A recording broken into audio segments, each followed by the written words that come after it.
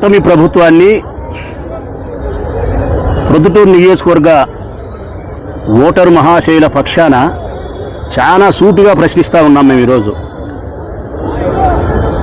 మీరు ప్రభుత్వాన్ని ఏర్పాటు చేసి పాలన కొనసాగించబట్టి 2 సంవత్సరాలైంది.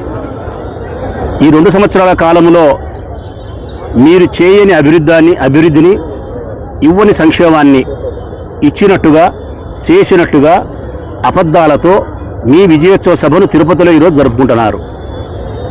మీ ప్రభుత్వము మీ పాలన విఫలమైందని చెప్పి ప్రజలు ఈరోజు శాంతియుతమైనటువంటి నిరసన ర్యాలీల ద్వారా మీ ప్రభుత్వం విఫలమైంది, మేము అసమ్మతితో ఉన్నాము నీ ప్రభుత్వం పట్ల అని ప్రజలు వైఎస్ఆర్ కాంగ్రెస్ పార్టీ మీ పట్ల నిరసన వ్యక్తం చేస్తుంది.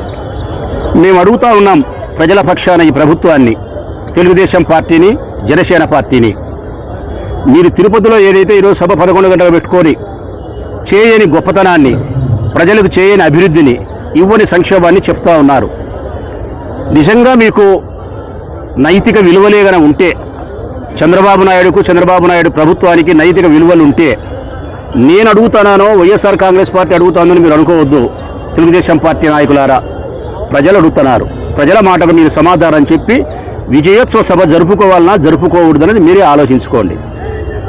ఎందుకంటే ప్రజలలో తీవ్రమైన వ్యతిరేకత ఉన్నప్పుడు, చెప్పిన హామీలను మీరు నెరవేర్చినప్పుడు, చెప్పిన సంక్షేమాన్ని అభివృద్ధిని మీరు ఇయ్యనప్పుడు ప్రజలు ఆగ్రహంగా మిమ్మల్ని ప్రశ్నిస్తూ ఉండే సందర్భంలో మీరు విజయోత్సవ సభను పెట్టుకుంటే చాలా నీచమైనటువంటి మానసిక స్థితిగా భావించాల్సి వస్తుంది. మంచి చేసి గొప్ప చేసి విజయోత్సవ సభలు జరుపుకోవాలి. మేము అడుగుతా ఉన్నాం, మీ విజయోత్సవ సభను పురస్కరించుకొని మీరు జరిపే ఆ సభను ఉద్దేశించి నేను అడుగుతా ఉన్నా. ఈ ప్రొద్దుటూరు నియోజకవర్గ ప్రజల మొదలుకొని ఇచ్చాపురం వరకు అడుగుతా ఉన్నా. మొట్టమొదటిది, మీరు చెప్పిన హామీలలో మీరు విజయోత్సవ సభ జరుపుకోకూడదు అనడానికి మొట్టమొదటి కారణం, ఈ రాష్ట్రంలో ఉండబడిన 18 సంవత్సరాలు నిండిన ఆడపిల్లలకు 59 సంవత్సరాల వరకు ఎంతమంది ఆడపిల్లలు ఉంటే అంతమందికి 1500 రూపాయల చొప్పున మీ అకౌంట్లో ప్రతి నెలా 1వ తారీఖు వేస్తానని చెప్పినావు కదా చంద్రబాబు నాయుడు, ఇది ఇచ్చినావా అని అడుగుతున్నారు ప్రజలు. నువ్వు ఇచ్చి ఉంటే తిరుపతిలో విజయీభవ అని చెప్పి సభ పెట్టుకో, లేకుంటే విశాఖపట్నంలో పెట్టుకో, విజయవాడలో పెట్టుకో, మాకు అభ్యంతరం లేదు. నువ్వు ఇచ్చినావా? ఇయ్యలే. మరి ఇవ్వకుండా నువ్వు ప్రజలకు ఇచ్చిన సంక్షేమాన్ని ఇవ్వకుండా విజయోత్సవ సభను ఏ విధంగా జరుపుకోగలుగుతావు? నైతిక విలువలు ఉండేవాడు, మానం మర్యాద రోషం గౌరవం ఉండేవాడు జరుపుకుంటాడా? ఎవడు జరుపుకోడు. పోనీలేబ్బా 10 చెప్పింటాము ఎన్నికలకు ముందు, 1, 2 ఇచ్చిండము, మిగతా 8 ఇచ్చినాం కాబట్టి జరుపుకోవచ్చు. మేము ఇయ్యన ఒకదాన్ని నువ్వు ప్రస్తావిస్తున్నావు, రాచమల్లు నువ్వు చాలా తెలివిపరుని కాబట్టి తెలివిగా మాట్లాడుతున్నావు అని చెప్పి నన్ను మీరు అంటారేమో. అందుకే మరొక్క అవకాశం, మరొక్క సంక్షేమ పథకం. 50 సంవత్సరాలకే ఎస్సీ ఎస్టీ బీసీ మైనారిటీ వారందరికీ సామాజిక పెన్షన్ 4000 రూపాయలు ఇస్తానని చెప్పినావు కదా. ఈ రాష్ట్రంలో 50 సంవత్సరాలు నిండిన వాళ్ళు 1000 కాదు, లక్షలు కాదు, లక్షలకు మించి ఏడున 50 లక్షలు 40 లక్షలు 30 లక్షలు ఉంటే వాళ్ళల్లో ఒక్కరికైనా సామాజిక పెన్షన్ నువ్వు ఇచ్చినావా? మరి సామాజిక పెన్షన్ నువ్వు ఇచ్చినప్పుడు ఆ 50 సంవత్సరాల వయసు కలిగిన వాళ్ళు నిన్ను ప్రశ్నిస్తారా? ప్రశ్నించరా? విజయోత్సవ సభలను జరుపుకునే దానికి నీకు అర్హత లేదని మాట్లాడతారా? మాట్లాడరా? మాట్లాడతారు. పోనీలబ్బా 2 కదా మేము మిగతాయి చేసినామని చెప్పడానికి మరొక్కటి కూడా అడుగుతా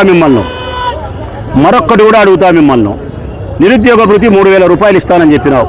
ఈ రాష్ట్రంలో దాదాపుగా 30 లక్షల మందో 40 లక్షల మందో 50 లక్షల మందో నిరుద్యోగులు ఉన్నారు. ఆ నిరుద్యోగ యువతకు ఒక్కడెలైనా నిరుద్యోగ యువతకు నీవు నిరుద్యోగ భృతి 3000 రూపాయలు ఇచ్చినావా అని అడుగుతున్నాం.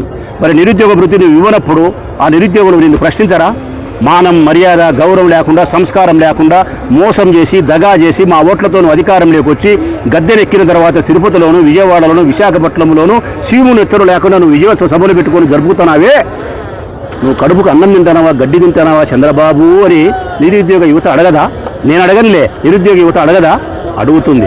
అది వద్దులేబ్బా 3 కదా 4 చెప్పు చూస్తావు నువ్వు రాచమల్లోనేమనుకో, 4దే ప్రశ్నిస్తా నిన్ను.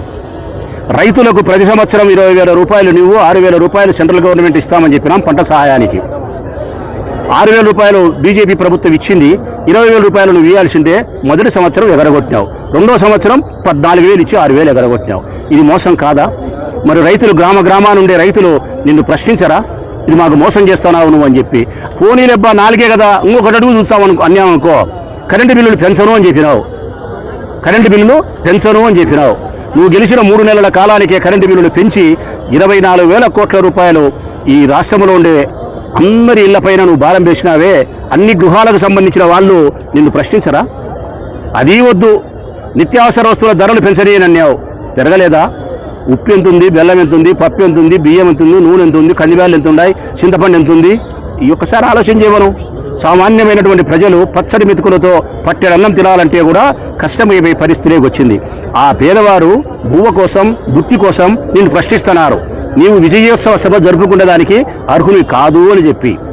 ఇంకొకటి చెప్తాలే, డీజిల్ పెట్రోలు పెన్షన్ అన్నావు, 6 సార్లు పెంచినావు. గ్యాస్ పెన్షన్ అన్నావు, 2 సార్లు పెంచినావు. గ్యాస్ సిలిండర్లు 2 సంవత్సరానికి 3 చొప్పున 6 ఇయ్యాల. 2 ఏళ్ళు అయింది. నువ్వు ఇచ్చినా అని చెప్తున్నావు. నేను ఒకటే మాట చెప్తానా, ఏ నియోజకవర్గంకైనా పదాంపా, ఆ నియోజకవర్గంలో అందరికీ నువ్వు 6 సిలిండర్లు ఇచ్చుంటే నీ కుప్పం కోరుకో, 3 సార్లు చెప్తానా, నీ కుప్పం నియోజకవర్గాన్ని కోరుకో. నువ్వు గ్యాసు 6 సిలిండర్లు ఏదైనా కుప్పంలో ప్రతి ఇంటికి అర్హత కలిగిన వాళ్ళకి ఇచ్చి ఉంటే రాచమల్లు జీవితాంతం ఎన్నికల్లో పోటీ చేయడు. వైఎస్ఆర్ కాంగ్రెస్ పార్టీ తరఫున కాదు కదా, ఏ పార్టీ తరఫున పోటీ చేయడు. పోటీ చేయకపోవడం పైగా నీ ప్రభుత్వానికి క్షమాపణ కోరుతాడు. మరి నిరూపించగలుగుతావా బాబు? నిరూపించగలుగుతావా బాబు నువ్వు? ఇంకా ఎన్ని చెప్పాలా? అమ్మఒడి అందరికీ ఇస్తానని చెప్పినావు, కొందరికే ఇచ్చినావు. 15,000 ఇస్తానన్నావు. జగన్ 2,000 మెయింటెనెన్స్ స్కూల్ పట్టుకుంటున్నాడు. నేను అటోని కాదు, గొప్పగా ఇస్తానని చెప్పి నీ పుత్ర రత్నం, నీ పప్పు రత్నం గొప్పగా మాట్లాడినాడు. ఈ బుద్ధి ఎంత ఇస్తున్నారు? 13,000 రూపాయలు ఇస్తున్నారు. ఎంతమందికి ఇస్తున్నారు? 80 లక్షలు ఇవ్వాల్సిందే 50 లక్షలకి ఇస్తున్నారు. ఆ 13,000 అందరికి ఇచ్చినారా? ఇయ్యలే. మొదటి సంవత్సరం ఇచ్చినారా? ఎగరగొట్టినారు. ఈ సంవత్సరం బూట్లు ఇలే, సాక్సులు ఇలే, బెల్ట్ ఇలే, బట్టలు ఇయ్యలే. ఈ సంవత్సరం కూడా మళ్ళా మోసం చేసినారు. ఆ విద్యార్థులు నిన్ను ప్రశ్నించరా? విద్యార్థుల తల్లిదండ్రులు నిన్ను ప్రశ్నించరా? మరొకటి అడుగుతానా, ఫీజు రియంబర్స్మెంట్ పథకం ఆపేసినావు పూర్తిగా. ఈరోజు డిగ్రీ పూర్తయిన వాళ్ళు సర్టిఫికేట్ తీసుకోవాలంటే డబ్బు కట్టి తెచ్చుకోవాలా? చదువుకునే వాళ్ళు ఇంటికి పోయి వాళ్ళ అమ్మను వాళ్ళ ఆయన అడిగి సర్టిఫికేట్ తెచ్చుకొని లెక్క ఇచ్చి చదువుకోవాలా? ఫీజు రియంబర్స్మెంట్ ఆగిపోయినప్పుడు ఆ విద్యార్థులు విజయోత్సవ సభ జరుపుకునే దానికి నీకు అర్హత లేదని ప్రశ్నిస్తూ ఉంటే ముఖం తీసి ఆడబెట్టుకుంటావు బాబు నువ్వు. ఆరోగ్యశ్రీ పథకాన్ని గొప్పగా తీసుకొచ్చిన వాడు రాజశేఖర రెడ్డి. 25 లక్షల ఆరోగ్యశ్రీ కార్డు ఇచ్చిన వాడు మా నాయకుడు జగన్మోహన్ రెడ్డి. నువ్వేం చేసినావు? ఈరోజు ప్రైవేట్ హాస్పిటల్లో బోర్డు పెట్టినారు, డబ్బు ఉంటే లోపలికి రాండి, డబ్బు లేకుంటే లోపలికి రావద్దు, ఆరోగ్యశ్రీ వర్తించవద్దు అని చెప్తే లెక్క ఉన్నవాడు చూపించుకుంటున్నాడు, లెక్క లేనివాడు సస్తానాడు, అప్పు చేస్తున్నాడు, అప్పు చేసి సచ్చి బతికి పేదవాళ్ళు చూపించుకునే పరిస్థితి ఉంది. ఈ దారుణమైన దుర్మార్గమైనటువంటి చర్యకు నువ్వు కారణభూతుడివై, నీ పార్టీ కారణమై, నీ ప్రభుత్వం కారణమై నువ్వు తిరుపతిలో మళ్ళా వెంకటేశ్వర స్వామి నివాసం ఉండే చోట అబద్ధాలతో కూడిన విజయోత్సవ సభని పెట్టుకుంటే ఆ ఏడుకొండల వాడు నిన్ను క్షమిస్తాడా? క్షమించాడు. తప్పనిసరిగా నీకు టిట్ ఫర్ టాట్, నీకు కుక్క కాటుకు చెప్పు దబ్బన్నట్టు నీకు బుద్ధి జరగాల్సిన పద్ధతిలో బుద్ధి జరుగుతుంది. ఇది కాకుండా జగన్మోహన్ రెడ్డి ఇచ్చిన సంక్షేమ పథకాలను కూడా అమలు చేస్తామని చెప్పినావు సూపర్ 6తో పాటు. నేను అడుగుతా ఉన్నా నిన్ను, 45 సంవత్సరాలకు ఇచ్చే పెన్షన్ 18,750 రూపాయలు ప్రతి మహిళకు, 40 సంవత్సరాలకు 45 ఏళ్లకో. ఎన్నేళ్ళకమ్మా? 45 సంవత్సరాలకు ఇచ్చినావా? నాడు నేడు ద్వారా స్కూళ్లకు చేయాల్సిన అభివృద్ధి కార్యక్రమాలను చేసినావా? చేనేత వాళ్ళకి సంబంధించి నువ్వు చెప్పిన మాట ఒక్కటైనా నిలబెట్టుకున్నావా? 200 యూనిట్లు అన్నావు, 500 యూనిట్లు అన్నావు, మొన్న ప్రకటించినావు. అది ఇంకా అమల్లోకి వచ్చిందో రాలేదు కూడా తెలిసే పరిస్థితి లేదు. 2 సెంట్లతో ఇల్లు ఇస్తానని చెప్పినావు, 3 సెంట్లతో గ్రామీణ ప్రాంతాల్లో కొంప కట్టిస్తానని చెప్పినావు. ఈ బదులు ఒక ఇల్లు కట్టించినావా? ఒక ఇల్లు కట్టించలేకపోయినావు. రైతు భరోసా ఇవ్వలే. జగన్మోహన్ రెడ్డి గారు చేనేతలకు ప్రతి సంవత్సరం 24,000 రూపాయలు ఇచ్చినాడు. చేనేత సదస్స నేతన్న నేస్తామని చెప్పి 24,000 రూపాయలు ఇచ్చినాడు. 5 సంవత్సరాలు ఇచ్చినాడు. నువ్వు ఇచ్చినావా? సంక్షేమ పథకాలన్నీ జగన్ ఇచ్చి నేను ఇస్తానని చెప్పినావు కదా. ఇన్ని చెప్పినావే, ఇంకెన్ని చెప్పాలా నీకు? ఇన్ని చెప్పినావే మరి ఎట్లా? మరి ఇన్ని కార్యక్రమాలను నువ్వు పూర్తిగా విఫలమైన తర్వాత, రెడ్ బుక్ రాజ్యాంగం అమలు పరిచిన తర్వాత, అంబేద్కర్ రాజ్యాంగం సంకనాగిపోయిన తర్వాత ఈ రాష్ట్రంలో ఉండే మహిళల పట్ల, స్త్రీల పట్ల విపరీతమైనటువంటి లైంగిక దాడులు, హత్యలు. మరి దీనికి సమాధానం చెప్తావా? స్త్రీలు అడిగేటప్పుడు ఒక్క మాటలో చెప్పాలంటే ఈ రాష్ట్రంలో ఉండే స్త్రీలందరూ కూడా నీకు వ్యతిరేకమే. ఈ రాష్ట్రంలో ఉండబడిన విద్యార్థులు నీకు వ్యతిరేకమే. ఈ రాష్ట్రంలో ఉండబడిన రైతులందరూ నీకు వ్యతిరేకమే. ఈ రాష్ట్రంలో ఉండే నిరుద్యోగులందరూ నీకు వ్యతిరేకమే. ఈ రాష్ట్రంలో ఉద్యోగస్తులకు నువ్వు చెప్పిన హామీ ఏంది? చంద్రబాబు నాయుడు పిఆర్సీ అమలు చేసినావా? దాని మీద కమిషన్ అన్న వేసినావా? ఐఆర్ కరువు భృత్యం ఇచ్చినావా? 4 డిఏలు ఇచ్చినావా? వాళ్ళ పాత బకాయికి 30,000 కోట్ల రూపాయలు వాళ్ళకి ఇవ్వాల్సిన అరియర్స్ ఇచ్చినావా? వాళ్ళ 10 యాపులు తీసేసి ఒక యాప్లో 10 పెట్టినావే, ఆత్మగౌరవం దెబ్బతీసినావే, చేసినావా? అంటే నిరుద్యోగులు నీ పట్ల వ్యతిరేకమే, ఉద్యోగులు నీ పట్ల వ్యతిరేకమే, చదువుకుంటే పిల్లలు నీ పట్ల వ్యతిరేకమే, ఆ పిల్లల కన్య తల్లి నీకు వ్యతిరేకమే, వ్యవసాయం చేసి బ్రతికే రైతు నీకు వ్యతిరేకమే, మొత్తం రాష్ట్రమంతా నీకు వ్యతిరేకమైతే మీరు మాత్రం విజయోత్సవ సభ పెట్టుకుంటున్నారు. సిగ్గు లేక, మానం లేక, మర్యాద లేక, రోసం చచ్చి మీ రక్తం చల్లబడి, మీ సీము నెత్తురు చల్లబడి, సిగ్గులేని బ్రతుకు మీరు బ్రతుకుతూ విజయోత్సవ సభ జరుగుతున్నారు. నేను మాట్లాడింది తప్పు అనుకుంటే నా పట్ల ప్రజలు ఎటువంటి చర్యలు తీసుకున్నా, ప్రజలు నా పట్ల ఎంత నిర్దాక్షిణంగా రాచమల్లు తప్పు మాట్లాడాడని చెప్పి నన్ను ఏమి మాట్లాడినా కూడా స్వీకరించడానికి నేను సంసిద్ధమే. నీవు విజయోత్సవ సభ జరుపుకునేదానికి అర్హుని కాదు. విజయోత్సవ సభ జరుపుకునేదానికి నీవు అర్హుని కాదు. ఎందుకంటే సచ్చిన వారికి ఎట్టి పరిస్థితుల్లో కళ్యాణం చెయ్యరు, మరణానికి ఎట్టి పరిస్థితుల్లో కళ్యాణం చెయ్యరు. నీ పార్టీ కూడా సచ్చిన పార్టీ. ఆ పార్టీకి కళ్యాణము చేయలేవు, నువ్వు వసంతము చేయలేవు, శోభనము చేయలేవు, సంసారము చేయలేవు.